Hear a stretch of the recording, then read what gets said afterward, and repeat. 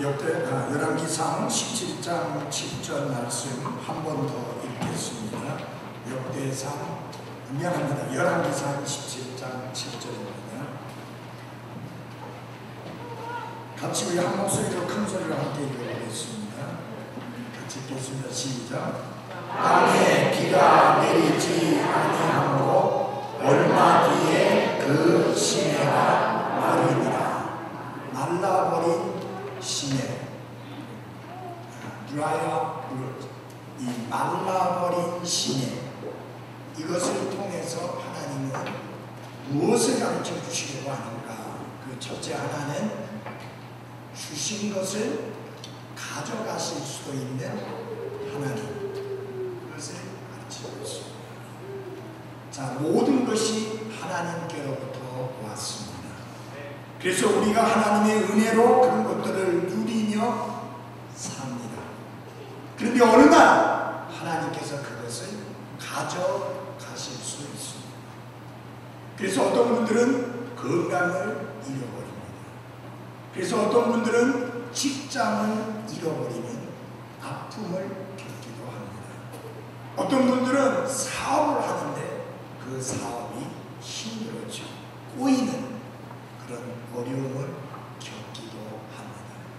그런 것들을 통해서 하나님께서 우리에게 가르쳐 주시는 교훈은 무엇이냐 하면, 하나님은 주실 수도 있고 하나님은 가져가실 수도 있다. 그래서 욥이라고 하는 하나님의 사람은 한꺼번에 어마어마한 재산을 잃어버리고, 그것도 몇 달, 몇 년 걸려서 잃어버린 게 아니라 단 하루에 다 잃어버렸습니다. 그리고 10명의 자식들을 시름시름 앓다가 몇 년 걸려서 죽은 게 아니라 단 하루 만에 10명의 자식이 다 죽었습니다. 사람이 끔찍한 재난을 당해도 아마 욥처럼 그런 끔찍한 재난을 당하는 사람은 없을 겁니다. 한꺼번에 재산을 다 잃어버리는 것도 끔찍한데, 제가 볼 때 오늘날의 재산으로 계산을 해본다면 그 사람의 재산은 수조에 해당되는 거대한 거부였습니다. 근데 한순간에 하루 만에 다 사라져버렸습니다. 10명의 자식들이 바로 하루 만에 다 죽었어요. 여러분, 이런 끔찍한 일이 있을 수 있겠습니까? 만약 우리 가운데 그런 일이 있다면 정말 정신을 못 차릴 것이고, 어쩌면 무지무지하게 하나님을 원망하며 나 이제 교회 안 나간다, 나 이제 신앙생활 안 한다 라고 그렇게 말할지도 모릅니다. 근데 욥은 까딱도 하지 않습니다. 주신 분이 하나님이시니 가져가신 분도 하나님이시다. 그러므로 하나님이 찬양을 받으실지어다.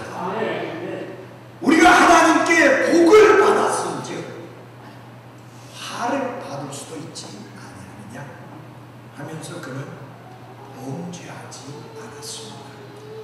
견디다 못해 그 부인이 차라리 하나님을 악담하고 저주하고 죽어라. 왜?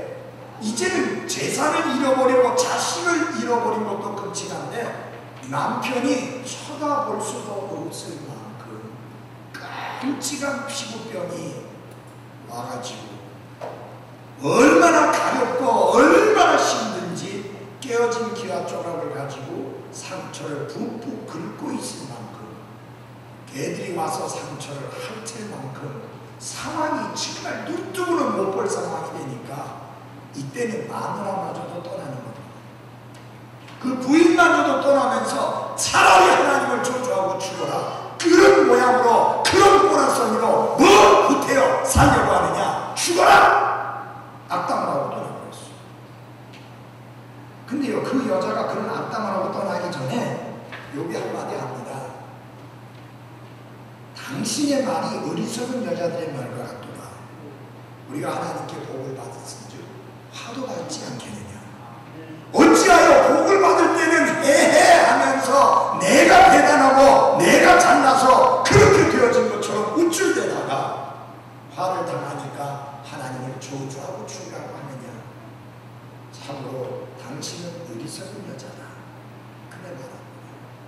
사랑하는 여러분, 만사가 다 형통할 수만은 없습니다. 힘들고 어려워질 수 있습니다. 있던 것이 없어지고 사라질 수 있습니다. 근데 그런 것들이 너무나 내게는 소중하고 값지고 귀한 것일 수 있습니다. 근데 이런 것들이 사라질 수 있습니다. 그런 것을 통해서 하나님이 우리에게 가르쳐 주신 게 뭐냐, 그런 상황을 말라버린 시내라, 그렇게 이야기합니다. 한번 합시다. 말라버린 시내. 시내가 바짝 말라버렸어요. 그런 것을 통해서 하나님이 배우기 원하는 교훈이 뭐냐, 주신 하나님이 가져가실 수도 있고 제공하신 하나님이 걷어가실 수도 있다는 것을 알도록 하기 위함입니다. 두 번째는 이 말라버린 시내를 통해서 우리에게 가르쳐 주신 것은 좀 색다른 교훈입니다. 하나님은 우리의 기도에 응답하십니다. 자, 여러분, 이 말라버린 시냇물은 엘리야의 간절한 기도가 가지고 온 결과였습니다. 엘리야는 어떻게 기도했습니까? 비가 오지 않기를 간절히 기도했습니다. 그 결과 3년 6개월 동안 비가 오지 않았는데요, 여기 7절 말씀에 조금 전에 본 것처럼 땅에 비가 내리지 아니하므로 얼마 뒤에 그 시내가 마르니라. 결국은 말라버린 시냇물은 엘리야가 간절히 하나님께 기도한 것이 이루어진 증거였습니다. 그래서 엘리야의 기도가 헛되지 아니하고 그의 기도가 응답받았다는 사실을 보여주고 있는 것입니다. 여러분, 야고보서 5장 17절에 보면은 엘리야는 우리와 같이 동일한 성령의 지배를 받은 사람이로되 비가 오지 않기를 그가 간절히 기도하니 3년 6개월 동안이나 땅에 비가 오지 아니하였고 그랬습니다. 왜 시내가 말라버렸어요? 비가 오지 아니하고. 왜 비가 오지 않았어요? 엘리야가 하나님께 간절히 기도했기 때문입니다. 자, 엘리야는 하나님께 묻습니다. 하나님이 이거 도대체 어떻게 된 겁니까? 하나님이 가라고 해서 여기 왔습니다. 여기 머물러 있으라고 해서 내가 여기 머물러 있습니다. 그런데 어찌하여 시내가 말라버립니까? 하나님은 아무것도 아니다. 나는 단지 너의 간절한 기도에 응답을 했을 뿐이다. 네가 기도하지 않았느냐? 내가 그 기도에 응답을 해.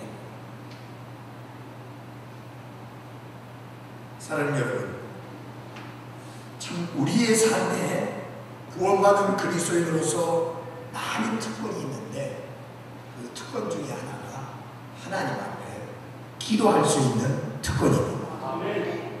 근데 우리의 기도는 수많은 잡다한 종교를 믿고 섬기는 사람들의 허황된 기도하고는 전혀 다릅니다. 왜냐하면 우리는 살아계시고 참되신 하나님께 기도하기 때문입니다. 그분은 우리의 기도에 귀를 기울이시고 응답하시는 하나님이십니다. 우리가 그 하나님께 기도합니다. 그래서 여러분, 기도할 때마다 이 기도가 무슨 의미가 있겠나 라고 하는 그야말로 기가 찬 생각을 하지 마시고 내 기도에 하나님이 들어주시고 귀를 기울이시고 응답하신다는 사실을 명심하고 확신과 감사함을 가지고 기도하시기를 바랍니다. 하나님 약속해 주셨잖아요. 구하라 그러면 너희에게 주실 것이고 찾으라 그러면 너희가 찾을 것이요 두드리라 그리하면 너희에게 열릴 것이라고 말씀했습니다. 우리는 문제가 있으면 우선 무엇부터 생각하는가? 그 하나님께 구하는 것보다는 사람에게 찾아가서 도움을 구하는 것에 더 먼저 신경을 씁니다. 그래서 찾아가서 도움을 구하는데 도와주기는커녕 아주 미움만 주고 돌려보내면 크게 실망해서 나 그럴 줄 몰랐어, 어떻게 그럴 수가 있어 하면서 씩씩거리고 돌아옵니다. 여러분, 왜 그렇게 우회하여 살려고 합니까? 그러지 말고 문제가 있으면, 필요가 있으면, 도움이 요구되면 하나님께 구하십시오.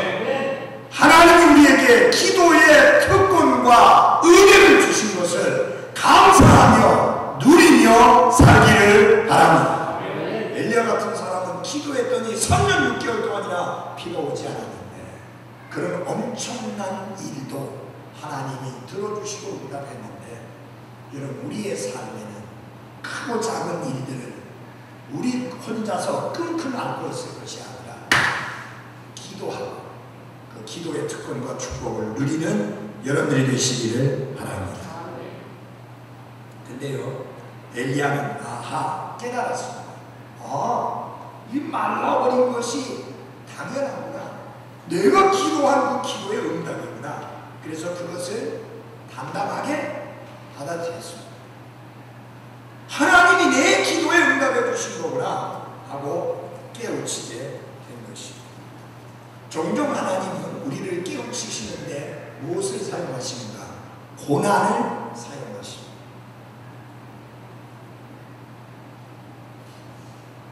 어떤 분이 그런 간증을 하셨어요. 한옥자 모친이 그런 간증을 하셨어요.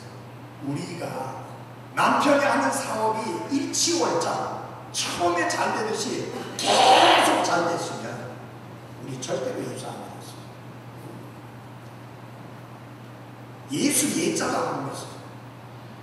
근데 그 모든 것이 무너지고 사라지고 없어지고 난 다음에 그 아픔을 통해서 하나님이 그 마음을 낮추셨어요.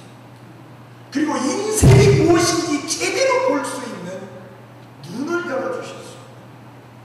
그리고 예수 그리스도가 얼마나 나에게 중요하며 의미가 있으며 꼭 필요하신 분인가 하는 것을 깨우쳐 주신 거예요. 그 깨우침만이 아니라 마음을 낮추어 놓으시니까 회개하고 예수님을 구원자로 주님으로 받아들일 수 있게 된 것입니다. 그래서 성경은 이렇게 말합니다. 고난 당하기 전에는 내가 길을 잃었사오나 이제는 주의 말씀을 지키고 있나이다. 고난 당한 것이 내게 유익하오니 이로써 내가 주의 법규들을 배우게 되었나이다. 지금은 주님 품 안에 안겼지만 이름이 잘 기억이 안 나는데 갑자기 그 암 걸렸던 형제 있잖아요. 이름이 뭐죠? 갑자기 생각이 안 나는데, 예, 그분이 우리 그 김상현 목사님이 있을 때, 목사님 제가 전도할 때 이상을 나갔는데 같이 전도하러 가시려고 해서 갑시다 하고 갔습니다. 그때 그분이 내셔널 플라스틱의 부장으로 있었답니다. 가서 전도를 하는데요, 그야말로 시가 막힙니다. 바늘도 안 들어가요. 그래서 오히려 김상현 목사님 미안해가지고 목사님 죄송합니다. 저는 그 사람이 목사님 와서 전도하면 얼른 예수 믿고 구원받을 줄 알아서 말씀을 드렸는데 저렇게 마음이 단단하게 굳어있고 저렇게 굳게 마음을 이렇게 닫혀있을 줄은 전혀 생각지 못했습니다. 근데 여러분, 어느 날 그 사람이 제 방으로 찾아왔습니다.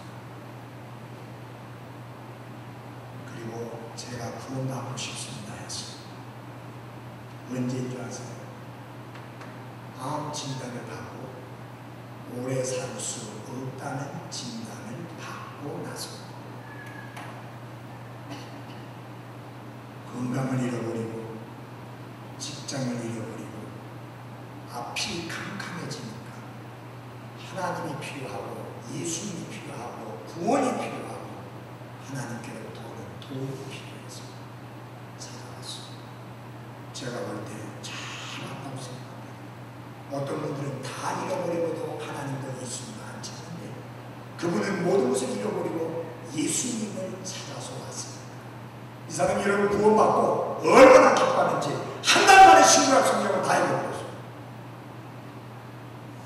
그리고 그때 제가 아침 일찍이 6시에 그 연산동에 있는 사람들 중심으로 아침마다 모여서 성경 공부를 인도했었는데 그 시간에 꼬박꼬박 나와가지고 로마서를 그때 제가 가르쳤는데 16장까지 다 배웠어요. 그분이 뭐라고 간증한 줄 아세요?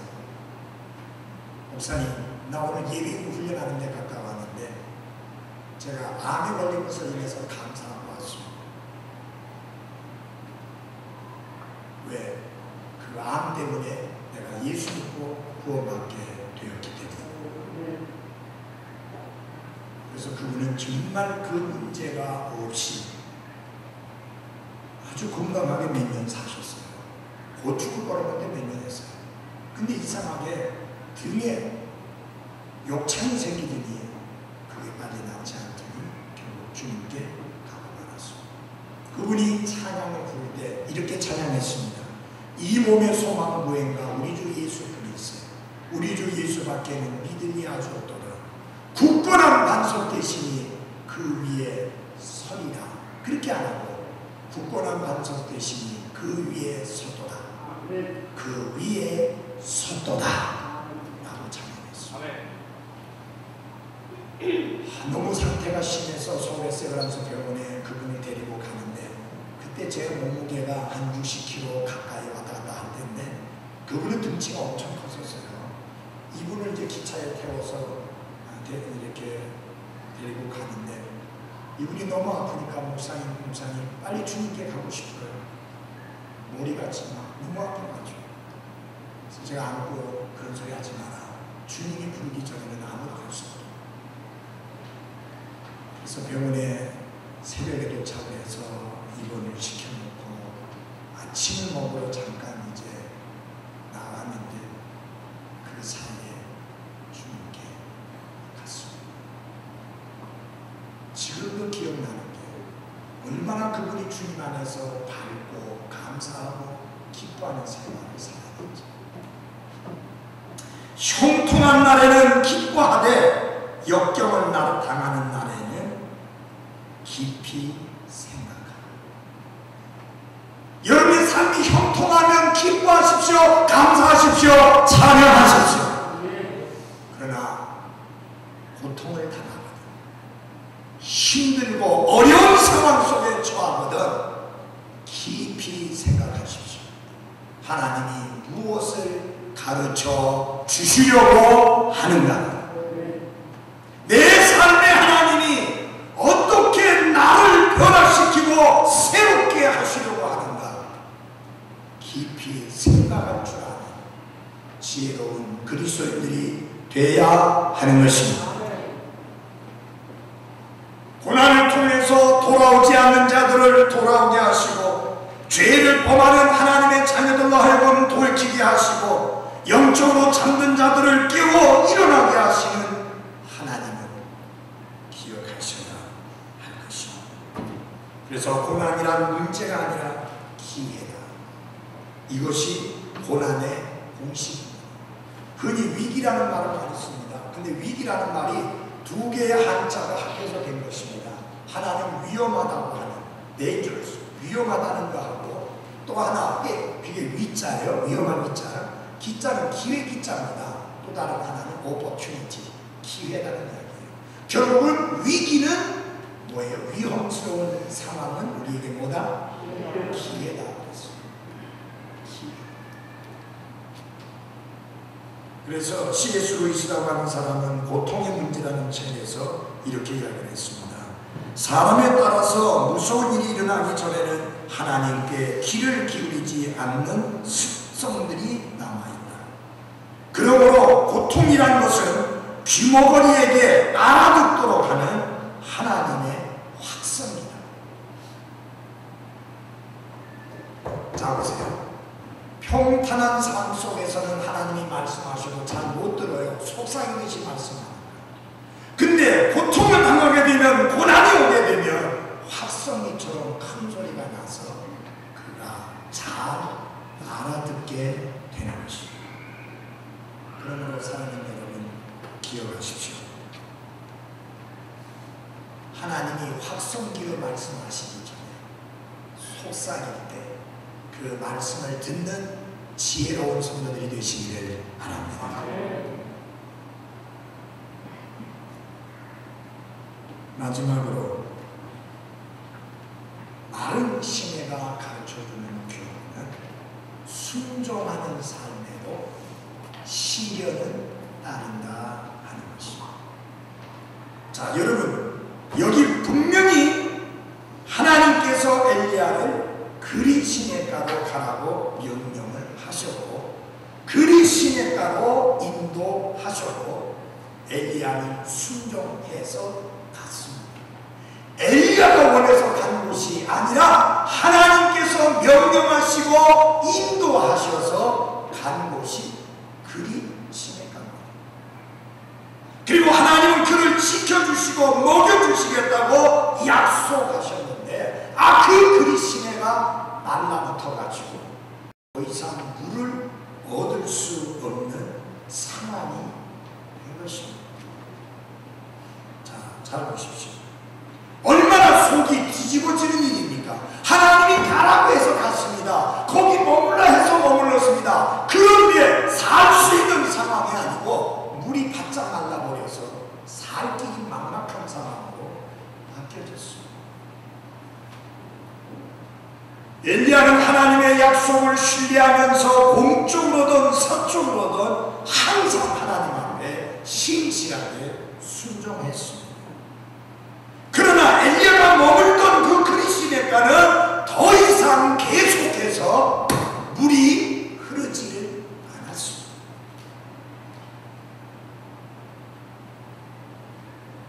정말 엘리야의 생애에 찾아온 중대한 위기였습니다. 하나님이 지정하시고 하나님이 가라 한 곳에 머물러 있었지만 엘리야는 그 삶에서 위기를 맞이하게 된 것입니다. 여러분이 순종하면 모든 것이 잘 풀리고 모든 것이 잘 되고 항상 만사가 형통합니다. 그 거짓말입니다. 성경은 그렇게 가르쳐 있지 않습니다. 우리는 성경을 보게 되면 차라리 불순종했으면 편안할 수 있었는데 순종했기 때문에 정말 힘들고 어려운 시련을 겪은 사람이 너무나 많이 있는 것을 보게 됩니다. 예를 들어볼까요? 사도 바울이 땅끝까지 이르러 내 증인이 되라고 하는 말씀을 따라 곳곳에 다니면서 복음을 전하며 선교의 사역을 하지 않았으면 그는 돌에 맞을 일도 없고 채찍에 맞을 일도 없고 옥에 갇힐 일도 없고 죽을 일도 없습니다. 오히려 순종했기 때문에 돌에 맞았고 채찍에 맞았고 옥에 갇혔습니다. 사도들도 마찬가지입니다. 베드로나 야고보나 요한 마찬가지입니다. 그들이 주님의 명령에 순종해서 때를 얻든지 못 얻든지 복음을 선포하는 일에 전력을 다하여 힘썼기 때문에 채찍도 맞고 옥에도 갇히는 끔찍한 시련을 겪어야만 했습니다. 그래서 여러분, 순종하면 절대로 내 인생의 시냇물이 마르는 경험은 없을 것이다. 그건 거짓말입니다. 순종하는 삶에도 시련이 있습니다. 순종하는 삶에도 아픔이 있습니다. 순종하는 삶에도 고난이 따릅니다. 순종하는 삶에도 힘들고 어려운 역경이 위기가 찾아올 수 있습니다. 하나님이 이 그리시네가가 말라붙은 것을 통해서 가르쳐 주시고자 하시는 것이 바로 그런 교훈입니다. 예를 들어서 구약 성경의 아브라함의 경우를 보십시오. 어느 날 하나님께서 아브라함에게 말씀합니다. 내 고향, 내 친척, 네 아비 집을 떠나서 내가 내게 지시하는 곳으로 가라. 아브라함은 어디로 가야 될지, 그게 동쪽인지 서쪽인지 남쪽인지 북쪽인지 무슨 나라인지 알지 못하는 가운데 떠나라 하니까 떠났습니다. 가라 했으니까 갔습니다. 그래서 마침내 가나안 땅에 왔더니 하나님 말씀하기를 내가 이 땅을 너와 네 후손에게 주리라. 그렇게 말씀했습니다. 자, 여러분 보십시오. 어디에 도착했습니까? 하나님이 지시하신 땅. 어디에 도착했습니까? 하나님이 약속했다. 근데 그 땅에 머물러 있었는데 뭐가 찾아왔다고요? 기근이 찾아왔어요. 하나님이 지시한 땅, 하나님이 약속하신 땅, 하나님이 인도하신 땅에 머물러 있었는데 그 땅에 기근이 찾아왔습니다. 순종하는 삶에도 시련이 있습니다. 순종하는 삶에도 위기가 찾아옵니다. 순종하는 삶에도 고난과 시련이 찾아옵니다. 그래서 혹시 주님 앞에 순종하는 삶을 살던 가운데 시련이나 역경이나 고난과 아픔 이런 것들이 찾아오면 괜히 자기 자신을 돌아보면서 내가 뭐 하나님하고 잘못한 거 없는 거 아닌가? 혹시 내가 하나님께 죄진 거 아닌가? 하나님께 무슨 뭐 잘못한 거 없는가? 그렇게만 생각하지 마십시오. 순종하는 아름다운 삶에도 시련은 있습니다. 아시겠어요? 그래서 여러분이 주님을 잘 섬기고 있는데, 교회를 통해서 아름답게 잘 섬기고 있는데 시련이나 아픔이 있다고 해서 낙심하지 마십시오. 순종의 삶에도 시련이 있습니다. 여러분, 이용하는 문제에 대해서 기도 좀 많이 해주십시오. 빨리 인후염이 나와가지고 빨리 찬양해야 됩니다. 찬양대 열심히 하고 있었는데 좀 인후염이 걸려갖고 소리를 못 내갖고 목이 아파갖고 못 숨기고 있어요. 지금 뭐 게을러져가지고 찬양대 하기 싫어서 안 하는 게 아니에요. 지금 이용하는 문제가 목이 아파서 못하는 거예요. 아니 열심히 찬양대 섬기고 있는데 아프던 목도 낫게 해줘야 되는 거 아닙니까? 왜 멀쩡한 목이 아프냐는 그럴 수 있습니다. 그러니까 원망하거나 불평하는 것을 내려놔야 됩니다. 순종의 삶에도 시련은 있습니다. 자, 약속의 땅에 거하던 사람들 가운데에도 시련을 겪게 되는 경우들을 많이 보게 됩니다. 아브라함은 자기가 고민하는 하나님의 아름다운 종이었습니다. 그가 하나님 앞에 순종의 발걸음을 잘 옮겨내디디면서 100살의 어린 아들과 함께 복스러운 삶을 살고 있었던 어느 날 하나님이 말씀하시기를 내 아들, 내 사랑하는 독자, 내가 100살에 준 그 아들을 데려다가 번제 헌물로 드려라. 아니 뭐 목사가 되게 하라, 뭐 선교사가 되게 하라는 게 아니라 불로 태워드리는 헌물로 드려라. 그야말로 시냇물이 말라버린 듯한 상황이라고 말하지 않을 수 없습니다. 그렇잖아요. 아브라함이 뭐 잘못했나요? 하나님은 아브라함을 기뻐하셨지만 그런 시련을 통과하게 했습니다. 그 시련을 통해서 아브라함이 배운 게 뭡니까? 하나님이 주신 선물보다 귀한 것은 하나님 자신이라는 것을 철저하게 배운 것입니다. 그래서요, 자신의 삶에 너무 귀해서, 너무 소중해서, 너무 아름다워서, 너무나 값져서, 너무 내 마음의 중심을 차지하고 있었던 이삭, 이제 더 이상 그것을 자기 마음의 중심에 두지 않고 내려놓고 하나님이 중심이 되는 삶으로 바뀌죠. 시련이 가져오는 아름다운 열매가 그런 것입니다. 요셉은 거짓 고소를 당해서 이집트의 감옥에 갇힙니다. 하나님이 요셉을 기뻐하지 않았기 때문에 그런 고소를 당하게 했는가요? 그렇지 않습니다. 하나님은 목표가 있고 하나님은 계획이 있고 하나님은 목적이 있어서 그로 하여금 그런 시련의 과정을 겪게 한 것입니다. 그러므로 사랑하는 여러분, 기억하십시오. 우리의 삶에 아름다운 순종의 삶에도 시련은 있다고 하는 사실. 왜 그런 걸 허락하시는가? 왜 우리의 삶에 이 시내가 마르게 하는 이런 경험을 맛보게 하는가? 하나님의 선물이 아니라 하나님 자신을 기뻐하고 감사하고 그 하나님만 신뢰하고 그 하나님만 하나님만 의지하며 살아가는 것을 가르치도록 하시기 위함입니다.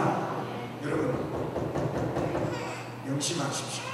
하나님이 아무리 좋은 선물을 주셨다 할지라도 그 선물보다 더 귀한 분을 하나님 자신입니다. 네. 여러분 애들의 특징인 거예요.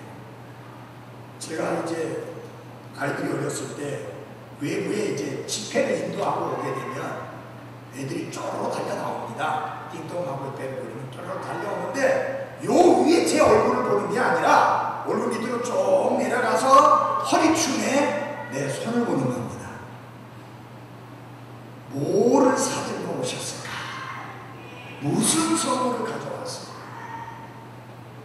눈이 거기가 있는 겁니다. 그래서 얘들아 아빠 선물이다 하고 주는데 주면서도 한편 좀 섭섭합니다. 아니 나를 기다려야지 왜 내가 들고 올 선물만 기다리는 거야. 근데 어릴 때는 그렇죠. 근데 크고 나면 선물이 아니라 아버지를 기다려. 여기 부인 자매님들 남편이 출장 갔다가 올 때 이 손에 들고 오는 그 선물에 눈이 먼저 가면 안 돼요. 남편이 더 귀하죠. 하나님도 마찬가지예요. 하나님이 우리에게 온전한 선물과 모든 좋은 선물을 다 주시는데 하나님은 우리가 그 선물이 아니고 그 선물을 주신 하나님을 더 기뻐하기를 원하십니다. 그래서 우리의 삶에 신경을 주는 것입니다. 요것들은 사라질 수 있고 요것은 없어질 수 있고 그러나 하나님은 영원한 우리의 도움이심을 깨닫게 해 주시는 것입니다. 그걸 아십시오. 우리의 그리스도의 인격이 다이아몬드와 같이 빛나는 그리스도의 인격이 되도록 하기 위해서 때로는 혹독한 시련을 허락해 주시는 것입니다. 여러분 하나님의 관심사는 뭐냐면 우리가 예수 그리스도의 아름다운 형상을 담는 것입니다. 그것을 위해서 때로는 순종의 삶에도 시련이 따라온다 하는 것입니다. 마지막 한 가지 예만 드리고 말씀을 마치겠습니다.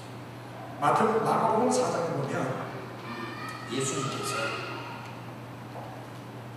제자들에게 여러 가지 교훈을 주셨는데 특별히 믿음에 관한 교훈을 많이 주셨어요. 그리고는 제자들에게 말하기를 자 우리가 이제 이 갈릴리 호수를 건너서 저편으로 가자 그렇게 이야기했습니다. 참고로 여러분이 성경 읽어보시면 마태나 마가나 요한은 갈릴리 바다라고 말합니다. 누가는 호수라고 이야기합니다. 제가 가서 봤더니 바다는 아닙니다. 호수가 맞습니다.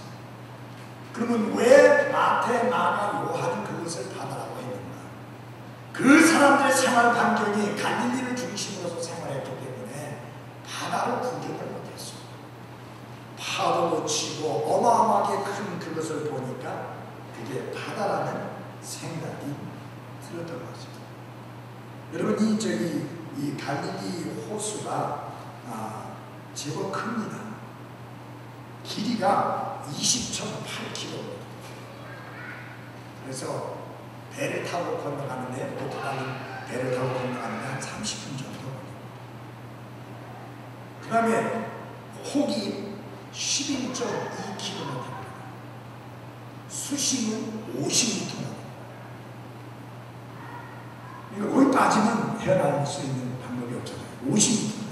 어떻게 살아요? 근데 이 갈릴리 호수의 특징이 있습니다. 위로는 2740m, 해발 2740m가 되는 해문산이 있습니다. 1년 내내 거기는 눈이 쌓여 있습니다. 그래서 거기에서 이제 눈이 좀 녹아서 내리면서 찬 물이 계곡을 타고 흘러내려가서 어디로 오게 되느냐? 쭉 흘러가서 갈릴리 호수 그쪽으로 들어가게 됩니다. 갈릴리 호수 반대편 쪽으로는 어느 게 되냐면 사해가 있습니다. 사해에서는 엄청나게 뜨거운 바람이 위쪽으로 올라가가지고 갈릴리 호수 쪽으로 해서 쭉 해서 예루살렘까지 치고 나갑니다. 이 더운 바람하고 찬바람하고 만나게 되면, 찬기운하고 만나게 되면 가끔가다 돌풍이 일어나게 되는데, 무려 그 파도가 2m가 넘을 정도의 파도가 치는 그런 상황이 생깁니다. 그러니까 아무리 노련한 어부라 하더라도 위기를 느끼지 않을 수 없는 상황. 자, 예수님이 건너가자 했어요. 그러니까 제자들이 순종해서 가는데 예수님 주무시고 계십니다. 근데 바람이 불기 시작하더니 파도가 쳐서 배 안으로 물이 들어오기 시작하는데 아무리 물을 퍼내도 방법이 없는 거예요. 성경 보니까 예수님을 깨웠다고 했는데 예수님 정말 계속 주무시고 계셨을까요? 그날이 지경인데? 아니죠. 그럼 왜 예수님 깨어나지 않으셨을까요? 제자들을 시험하시고 이 상황 속에서 어떻게 하나? 이제까지 제자들이 배운 게 무슨 교훈이라고요? 믿음에 관한 교훈을 배웠습니다. 강의 받았어요. 강의를 들었어요. 근데 강의가 소용이 없어요. 실제 상황이 부딪히니까 믿음이 하나도 없는 거예요. 그러면서 예수님을 깨우면서 예수님을 책망하면서 예수님에게 지시하고 예수님에게 명령하면서 뭐하고 누워 있습니까? 지금 빨리 일어나서 이 상황을 해결하십시오. 완전히 엉망진창이 될 거예요. 지네들이 예수님이죠. 예수님에게 명령하고 예수님 꾸짖고 우리의 죽게 된 것을 돌아보지 않습니까? 뭐하고 있는 거예요? 예수님 야단치고 지시하고. 이때 예수님이 일어나셔서 고요하라 잠잠하라 하니까 바로 고요하고 잠잠해졌어요. 그리고 예수님이 이렇게 말씀하셨습니다. 어찌하여 너희에게 믿음이 없느냐. 다시 말하면 무슨 말이냐면 조금 전에 너희에게 믿음에 관하여 가르쳤는데 그 믿음에 관하여 그렇게 배웠음에도 불구하고 어떻게 그 믿음이 없느냐. 다시 말하면 실제적인 삶에서 왜 이렇게 믿음을 행사하지 못하느냐. 사랑하는 여러분, 오늘 이 설교 드리는 게 중요한 게 아니라 이 들은 말씀 가지고 실생활에 그 믿음을 적용하셔야 합니다. 그래야지 거기에 능력이 나옵니다.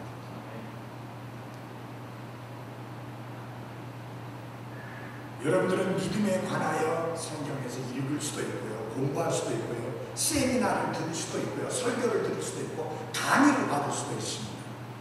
그게 여러분을 바꿔놓지 않습니다. 중요한 것은 내가 들은 말씀대로 의지하고 맡기며 믿음을 실제로 행사할 때 능력을 맛보게 되는 것입니다. 자, 한 아이에게 이야기합니다. 아버지가 지하실에 있었어요. 깜깜해요. 근데 아이가 왔어요. 아버지 어디 계세요? 여기 있어. 아버지는 아버지한테 가고 싶어요. 그러니까 그래 아버지한테 와. 계단도 하나가 안 보입니다. 깜깜한 겁니다. 아버지가 뭐라고 하면 뛰어내려. 뛰어내려 그냥. 아버지가 받아줄게. 아버지가 받아줄게. 깜깜합니다. 아무것도 보이지 않습니다. 근데 뛰어내리라고 합니다. 아버지에 대한 신뢰가 있었다면 뛰어내리죠. 근데 아버지 아무것도 안 보여요. 걱정하지 마. 아버지가 받아줄게. 아버지가 받아줄 수 있는 능력이 있지, 힘이 있지. 그러면요. 그때 안 뛰어내려. 그건 믿음 아니에요. 그건 믿음 아니에요. 그건 알고만 있는 거예요. 아버지가 아무리 깜깜한 곳에 계시고 내가 아버지가 보이지 않는다 할지라도 아버지가 나를 받아주겠다고 분명히 약속했기 때문에 나를 받아준다라고 확신을 하고 뛰어내릴 때 그게 진정한 믿음입니다. 여러분 베드로를 이야기할 때 그런 이야기합니다. 베드로가 물 위에를 걸어오다가 파도가 치고 바람이 부는 것을 보고 무서워서 빠져들어갔다. 꼭 베드로 이야기하고 빠져들어간 이야기만 합니다. 저는 빠져들어간 이야기는 잘 안 하려고 합니다. 중요한 건 뭐냐, 베드로가 바람이 불고 파도가 치는데